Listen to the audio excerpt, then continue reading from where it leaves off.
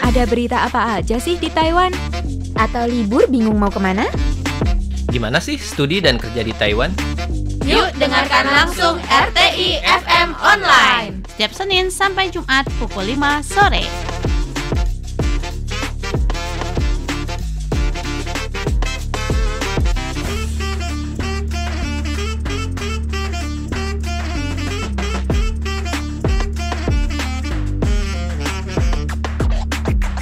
Halo teman-teman RTI FM Online semuanya, apa kabar kalian yang ada di sana? Semoga kalian sehat-sehat dan selalu ceria sepanjang hari.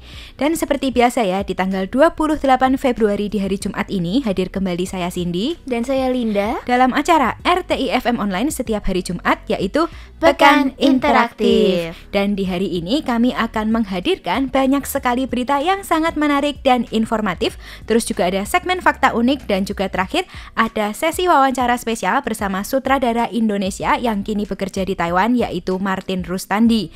Nah, ngomong-ngomong nih ya, hari ini kan libur nasional karena kita memperingati yang namanya libur RRPA atau Hari Peringatan Perdamaian. Dan di hari libur sepanjang 3 hari ini akan disambut dengan cuaca cerah, tapi lalu lintas di jalan tol diperkirakan padat hingga tengah malam loh. Kemudian nih kita akan ngebahas yang juga ngetren di Taiwan ya, terkait dengan undian lotre nih. Kalian pasti tahu ya kalau lotre itu legal di Taiwan nih. Tapi ternyata ya kalau menang lotre bisa juga jadi pertanyaan gitu loh. Sebenarnya ini kemana nih uangnya?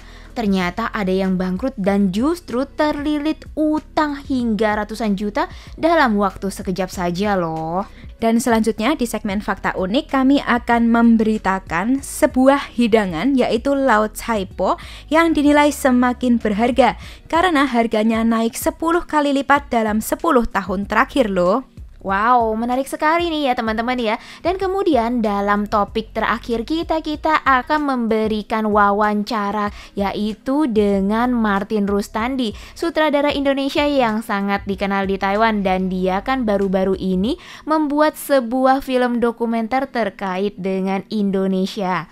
Jadi seperti apa informasi selengkapnya? Yuk kita dengarkan setelah selingan yang berikut ini.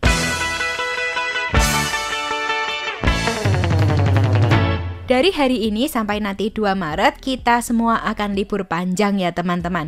Nah tapi kalau kalian jalan-jalan tentu saja dong biasanya itu lalu lintasnya akan macet bila kalian berkendara menggunakan mobil. Tentu saja nih teman-teman ya, namanya aja libur panjang dan libur kali ini adalah 3 hari. Pastinya banyak orang yang menggunakan kesempatan ini untuk pergi liburan ke tempat yang mungkin jaraknya jauh, udah gitu ya mungkin udah booking hotel atau enggak ke tempat-tempat wisata yang menarik. Apalagi kita tahu ya ini saatnya musim semi, dimana bunga-bunga sakura juga turut bermekaran. Kita tahu ya kalau bunga-bunga yang ada di alisan, yang ada di Nantou itu juga sekarang lagi mekar-mekarnya nih. Dan karena itu jalanan pun katanya nih ya bakalan macet di 3 hari ini. Apalagi berdasarkan perakiraan cuaca dari Ditjen Klimatologi Sentralnya Taiwan, sebagian besar wilayah Taiwan di hari ini sampai tanggal 2 Maret mendatang itu cuacanya cerah sampai berawan. Jadi cocok banget nih buat liburan atau wisata di area luar ruangan atau enggak menikmati keindahan alam. Dan tentu saja ya lonjakan volume kendaraan wisata dalam periode saat ini itu katanya juga mencapai puncaknya loh teman-teman. Nah selama libur panjang, cuaca di sebagian besar wilayah Taiwan diprediksi cerah hingga berawan. Hanya saja di wilayah timur, tenggara, dan semenanjung Hengchun yang berpotensi mengalami sedikit hujan lokal atau gerimis. Nah selain itu, di wilayah utara Taiwan dan bagian tengah ke utara, kabut atau awan rendah dapat mengganggu jarak pandang, sehingga Biro Jalan Tol mengingatkan pengendara yang berpergian di jalan tol untuk menjaga jarak aman. Kemudian kalian juga diimbau untuk berkendara dengan hati-hati serta bersiap menghadapi perubahan kondisi jalan akibat cuaca buruk, apalagi bila kalian yang bepergian ke pegunungan. Dan juga nih ya, menurut Ditjen Pariwisata, tingkat pemesanan hotel saat ini sudah yang tertinggi. Dan ini terjadi di hari pertama serta hari kedua libur panjang, yaitu hari ini dan besok ya teman-teman. Dengan rata-rata lebih dari 50% kamar telah terisi di seluruh Taiwan. Dan beberapa daerah seperti Taipei, Miaoli, Nantou, Chiayi, dan Ilan, tingkat pemesanannya bahkan mencapai 60% nih teman-teman. Karena banyak banget yang mau staycation, udah gitu banyak yang mau lihat bunga, dan banyak yang pengen liburan untuk menikmati keindahan alam. Udah gitu ya, hotel-hotel di Taiwan biasanya juga menyajikan yang namanya aneka buffet dan tempat penginapan yang juga cukup menyenangkan. Oleh karena itu, masyarakat juga disarankan memakai transportasi umum. Dan jika kalian tetap memilih berkendara sendiri, perjalanan jarak pendek dan menengah dianjurkan menggunakan jalan tol provinsi atau Shengtao atau jalanan lokal, sedangkan perjalanan jarak jauh di jalan tol nasional atau Guotao harus memperhatikan laporan kondisi lalu lintas harian karena tentunya lalu lintas akan semakin padat. Nah, kali ini kami juga akan nge-spill nih ya terkait dengan berbagai kebijakan manajemen lalu lintas selama libur panjang yang sangat menarik nih. Untuk mengurangi kepadatan lalu lintas, Biro Jalan Tol akan menerapkan kebijakan berikut selama libur panjang. Nah, ada apa aja nih Kak Linda? Yang pertama tentunya tarif tol satu harga atau flat rate untuk seluruh area jalan tol. Dan ini sangat menarik sekali ya teman-teman. Jadinya kamu nggak perlu pusing ngitungin harga jalan tolnya kalian. Kemudian yang kedua ada diskon 20% untuk tarif tol di jalan tol nasional nomor 3 dari Hsinchu sampai Yanzhou. Dan kemudian yang ketiga nih ya, ada penghapusan biaya tol antara pukul 12 malam alias pukul 00 sampai jam 5 pagi setiap harinya selama libur panjang. Jadi cuma 3 hari ini aja ya teman-teman ya. Jadinya nih kalau kalian berencana liburan, udah gitu pakai kendaraan pribadi atau sewa gitu ya, dan kalian mau berkendara lewat jalan tol, mungkin ya yang paling baik adalah di saat tengah malam ataupun dini hari nih teman-teman. Dan tentu saja buat kalian nih ya yang mau ikutan puasa gitu ya, pastinya ini adalah waktu yang sangat menyenangkan gitu. Dan selanjutnya kami juga memiliki berita terkait dengan lotre. Nah, ini ada seorang ibu-ibu yang memenangkan lotre Cincai 539 atau Usanjo, tapi ternyata dia malah bangkrut ya dan terlilit utang hingga jutaan dolar Taiwan. Seperti apa informasinya? Yuk kita akan dengarkan setelah selingan yang berikut ini.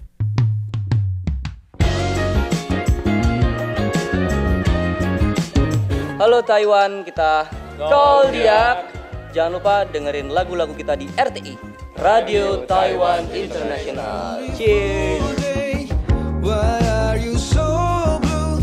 Hey, it's been too long that you shut your heart out. Well, I know it's true. Sometimes love can hurt, so give it some time.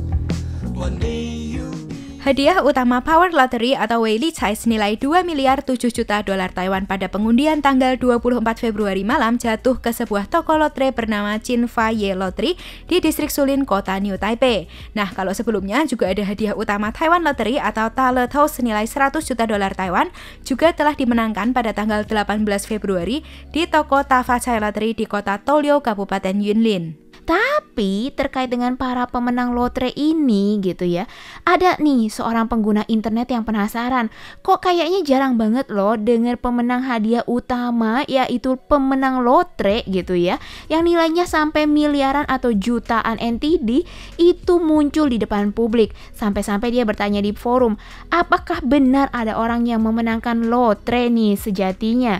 Kok nggak ada yang pernah muncul sih? Ternyata unggahan ini memancing banyak tanggapan dari para warganet lainnya, termasuk seseorang yang mengaku bahwa ibunya itu pernah menang lotre Cincai 539, tapi ternyata cuman dalam waktu 3 tahun aja seluruh uangnya bahkan habis. Udah gitu nggak cuman habis ya, ternyata masih meninggalkan hutang loh. Ini sangat menarik sekali ya teman-teman ya. Betul, jadi komentar netizen tersebut menuliskan bahwa ibunya ini sebenarnya pernah menang lotre Cincai Usanjo atau 539. Nah, karena Karena ibunya ini percaya akan menang lagi, makanya sang ibu terus main dan akhirnya justru kalah total. Bahkan masih utang sama orang lain sampai jutaan dolar Taiwan untuk beli lotre. Dan gak cuman itu aja loh teman-teman, lebih apesnya lagi, rumah peninggalan sang ibu pun dijual, terus bisnisnya yang tadinya lumayan berjaya tutup, dan akhirnya sang anaklah yang harus membayar utang-utang mamahnya. Kemudian netizen tersebut juga mengungkapkan bahwa setelah dipotong pajak, sebenarnya waktu itu ibunya menang sekitar 7 juta dolar Taiwan ya, atau dikali 500 3,5 M kali ya. Namun yang membuatnya bingung adalah bagaimana sih seluruh uang itu habis dalam waktu 3 tahun, bahkan masih utang. Nah, saat si anak ini nanya sama mamanya, "Loh, mama kok uangnya cepat habis sih?" Tapi justru mamanya marah dan bilang kalau dia adalah anak yang tidak pengertian dan dia masih kecil, jadi nggak usah ikut campur urusan orang tua. Tapi nih menariknya lagi, kalau berdasarkan pengalaman warganet ini, dia pun akhirnya sadar sama satu hal. Dalam yang namanya judi, bandar itu pasti selalu menang. Dan yang menang itu jadi tamak dan ingin menang lebih banyak lagi. Sementara kalau kamu kalah, tidak akan rela dan akhirnya terus berjudi. Wah, ini mirip banget ya sama judol yang ada di Indonesia ya teman-teman ya. Tapi kemudian nih ada beberapa warganet lain yang ikutan untuk berkomentar dan berbagi pengalamannya. Salah satunya ada yang cerita ya kalau ayahnya tuh pernah menang lotre. Tapi jujur, warganet ini sendiri juga gak berharap ayahnya bakalan menang ya. Karena setelah ayahnya menang, ayahnya justru berfoya-foya menghamburkan uang untuk teman-temannya lebih banyak daripada untuk anak-anaknya sendiri. Namun karena tanpa perencanaan dan hanya menikmati kemewahan sementara, maka dalam waktu kurang dari 2 bulan uangnya justru habis secara total. Dan setelah kembali jatuh miskin, ayahnya malah sering datang untuk pinjam uang dari anak-anaknya. Wah, ini mengerikan sekali ya Kak Cindy ya. Betul, jadi kalau biasanya pemenang lotre itu justru merasa uang ini datangnya gampang ya, jadi dia buangnya itu juga seenak hatinya. Dan dari berbagai pengalaman ini, banyak netizen yang menyimpulkan bahwa menang lotre sebenarnya bukanlah jaminan kebahagiaan. Jadi kalau kita tidak memiliki perencanaan keuangan yang matang, maka keberuntungan ternyata juga bisa berubah menjadi bencana bahkan bagi anak cucu kita. Dan selanjutnya kami memiliki informasi yang sangat menarik mengenai Lao Cai Po, yaitu asinan lobak yang semakin berharga karena harganya naik 10 kali lipat dalam 10 tahun.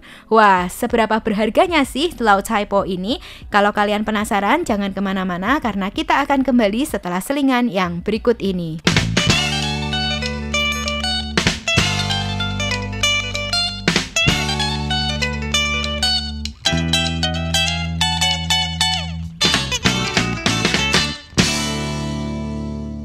Kalau kalian bekerja dan tinggal di Taiwan dalam kurun waktu yang lama, kalian pasti nggak asing dengan yang namanya Cai Po.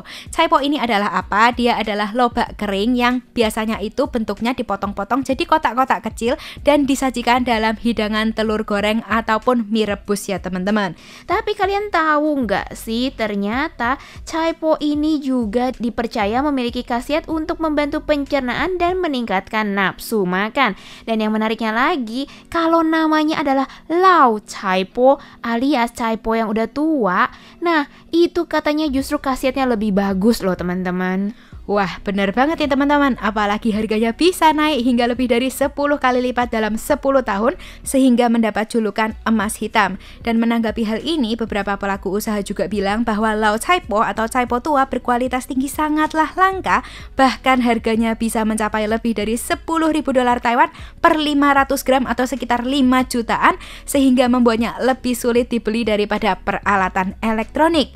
Nah, ini ada laporan dari Sunlin News dari Koperasi Komunitas Tongkang Putai yang menjelaskan bahwa lobak kering sangatlah murah pada saat masih segar, tetapi seiring waktu harganya ini justru naik setiap tahun. Sementara itu, Chiu Hong Han selaku pemilik generasi keempat pabrik produksi Lao Cai Po, dia bilang bahwa proses pembuatan Lao Cai Po sangatlah rumit. Gak cukup dengan hanya menyimpannya begitu saja, tetapi juga harus diperhatikan perubahannya supaya nggak busuk. Dan jika terlalu lembab, Cai Po ini harus segera dijemur lagi. Kalau kalian penasaran sebenarnya Chaipo itu apa nih ya buat kita yang awam, Chaipo sendiri sebenarnya adalah lobak kering yang awalnya dibuat dari lobak putih yang tidak dikupas. Kemudian lobak tersebut dicampur dan diaduk dengan garam kasar secara terus-menerus sambil ditekan-tekan untuk mengeluarkan airnya. Jadi ini maksudnya biar nggak ada bau-bau yang kurang nyaman gitu ya. Dan setelah kadar airnya berkurang, lobak dimasukkan ke dalam gentong dan ditekan menggunakan batu besar yang ditempatkan di atas papan kayu supaya proses dehidrasinya berlangsung lebih cepat. Sekitar 5 hari ya setelah dilakukan hal ini, lobak akan diangkat dan dijemur selama 1 hari.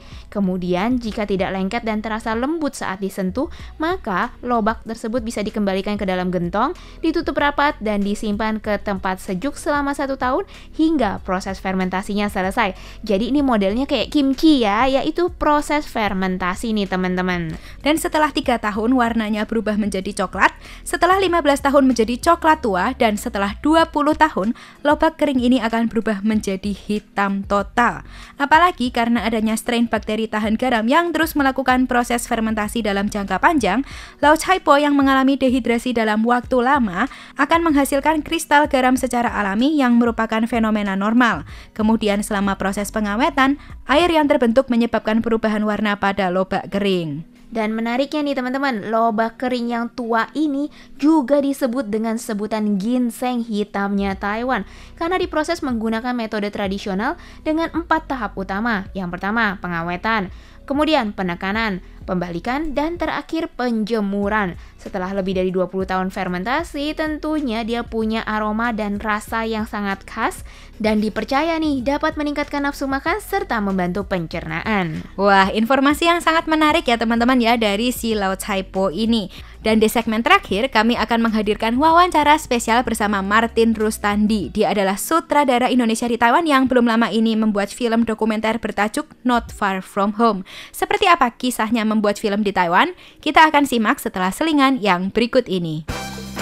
Halo, saya Afgan. Pantau terus siaran Radio Taiwan Internasional. Halo teman-teman RTI FM Online semuanya, saya Cindy. Dan saya Linda. Nah, kita juga kedatangan bintang tamu spesial ya, yang di pekan sebelumnya sudah mengobrol banyak nih ya dengan Kak Martin Rustandi mengenai kayak perjalanan awal karirnya, latar belakangnya di Taiwan, dan pengalamannya nih sekolah di Taiwan. Kemudian beliau juga sudah menjadi sutradara selama 10 tahun ya, dan belum lama ini juga mengeluarkan sebuah karya yang menurut kami sangat menarik yang berjudul Not Far From Home. Nah, ini judul Mandarinnya apa nih Kak Martin? Judul Mandarinnya Jia Yuan Bu Yuan. Oh, Jia Yuan Bu Yuan. Jadi kayak kampung halaman nggak jauh gitu ya.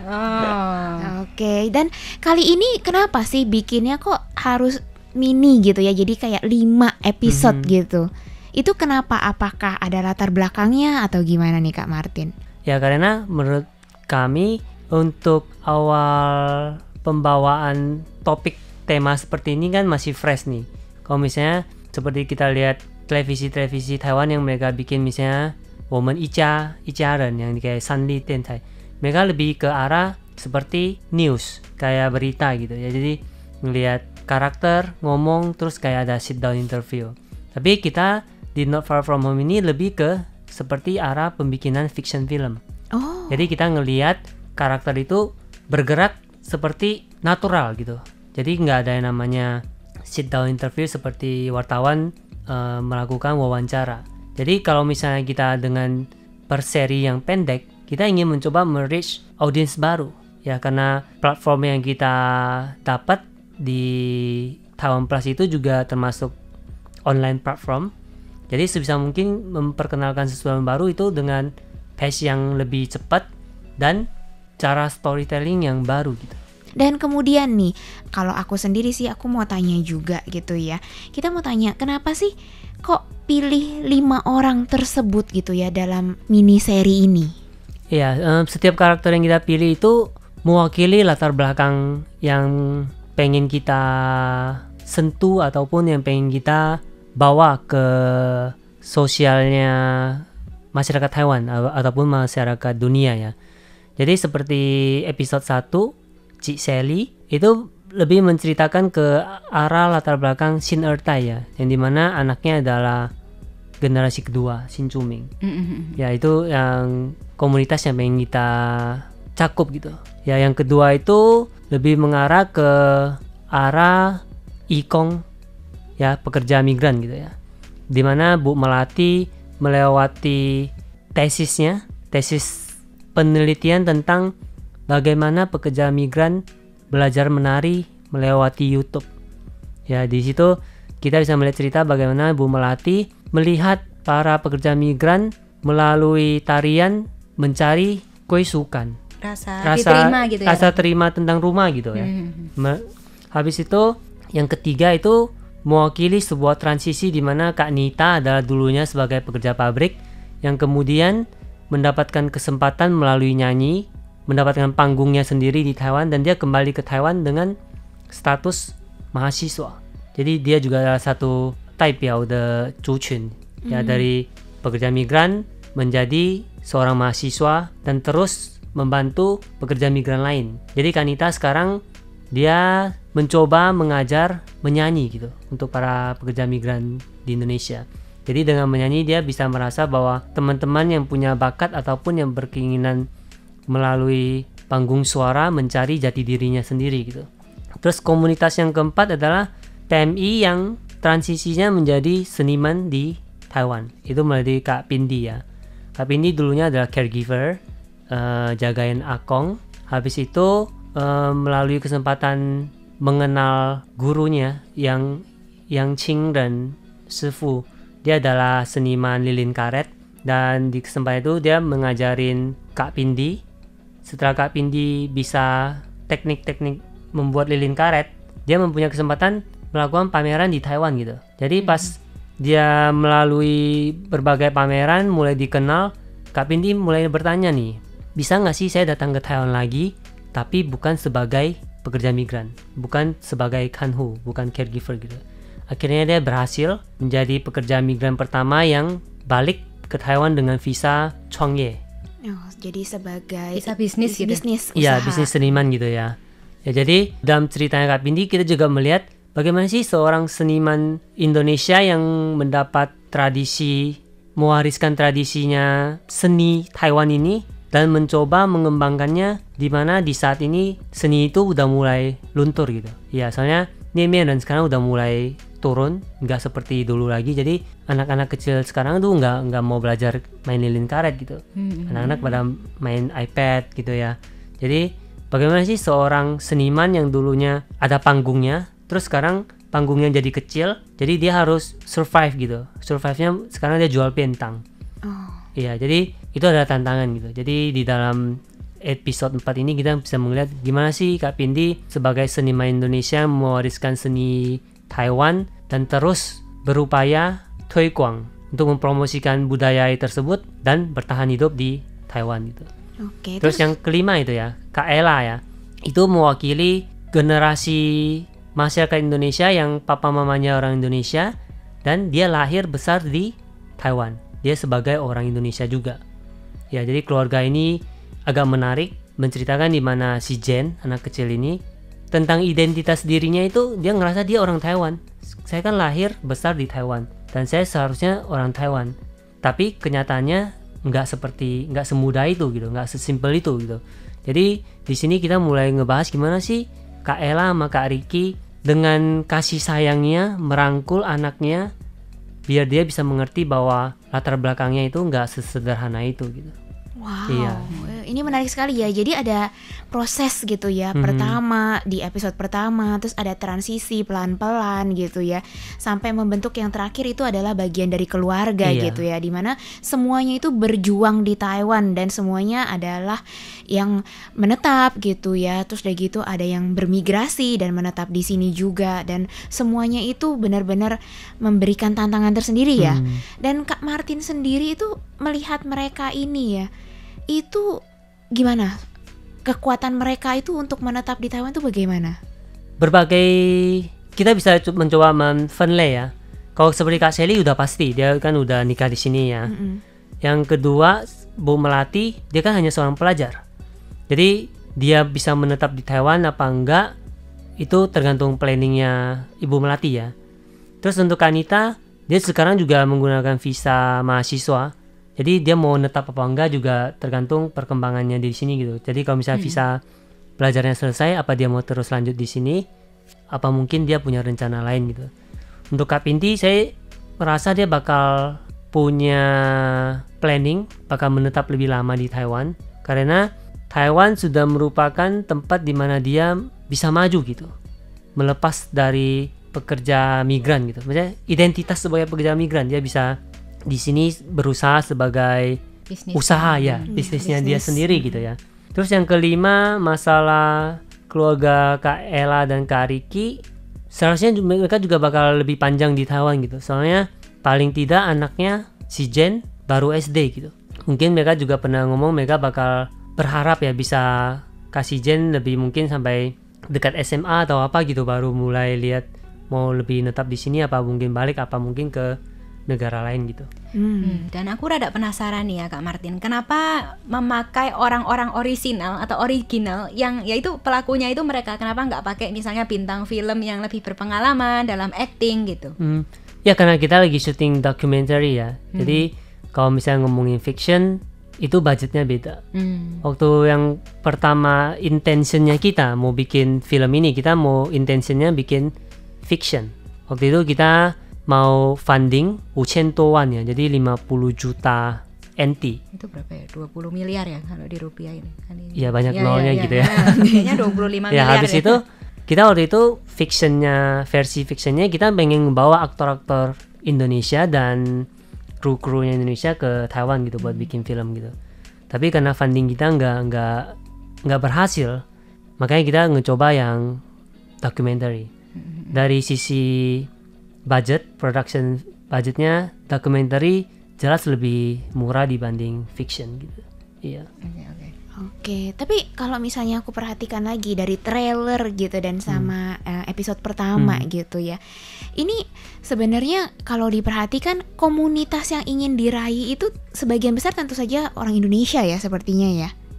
Atau sebenarnya juga, tapi karena ada subtitle Mandarin, ada subtitle bahasa Inggris, jadi sepertinya juga ingin diperluas gitu ya ke komunitas internasional. Seperti itukah Kak Martin? Atau enggak emang cuman untuk di Taiwan, komunitasnya internasional Indonesia atau enggak Taiwan gitu ya, tapi cuman khusus di Taiwan, atau nanti sebenarnya kalau bisa diperluas lagi nih ke mancanegara? Tentunya kalau kita ngomongin bikin film, kita audiensnya pengen nge-reach itu lebih ke global. Ya jadi kalau misalnya ngomong bikin film migran untuk orang migran aja kayaknya kelihatannya pasarnya kecil banget gitu ya. Tapi film ini lahir itu sebenarnya sebagai alat komunikasi untuk luar. Dimana seperti kita orang Indonesia bilang, nggak kenal maka nggak sayang ya. Jadi kalau misalnya kita ngomongin Indonesia, mungkin tatapan mereka ataupun pandangan mereka ngerasa Wailau ataupun Kanhu, PMI ya. Tapi mereka sebenarnya nggak ngelihat apa yang budaya apa sih yang mereka bawa ke Taiwan gitu, value apa sih yang mereka bawa ke Taiwan gitu. Terus apa sih yang mereka bisa give back ke community-nya Taiwan. Jadi yang jelas film ini saya nggak merasa ini buat masyarakat Indo aja. Saya ngerasa ini film sebagai jembatan, aspirasi dan kesempatan untuk berkomunikasi dengan masyarakat Taiwan maupun masyarakat internasional. Jadi mereka bisa ngelihat bahwa kayanya budayanya kita itu bisa menambah adding value buat masyarakat Taiwan sendiri. Dan dengan adanya budaya tersebut, saya berharap mereka juga bisa nimbul rasa saling menghormati, menghargai, dan tidak meremehkan ya orang Indonesia dari covernya kita gitu ya. Iya, saya berharap itu adalah sebagai satu step awal melalui vision bisa mengubah sudut pandang masyarakat Taiwan ataupun internasional tentang pekerja migran. Oke. Dan ini pertanyaan terakhir ya buat Kak Martin ya. Apa sih proyek besar lainnya nih di masa mendatang atau target project film apa sih yang akan dibuat? Apakah akan berfokus pada pekerja migran ataukah film lainnya gitu kalau boleh tahu? Ya sekarang kita ada lagi develop satu project action film. Ini co-production antara Taiwan dan Indonesia. Ini film fiction. Jadi bulan 12 tahun lalu baru selesai ini first draft ya. First draft skripnya. Dan ya semoga dalam waktu dekat ini bisa ada perkembangan yang lebih maju. Dan udah ada beberapa aktor Indonesia yang udah sign MOU bahwa bakal ikut project ini gitu. Wah, keren banget nih. Kira-kira rilisnya kapan ini Kak Martin? Mungkin 2027 ya kalau misalnya fundingnya Cukup lancar ya. Ya ini kita Soalnya nantikan ini ya. ini proyeknya gede banget dan bakal naik masuk bioskop di Indo juga. Ya, jadi action film.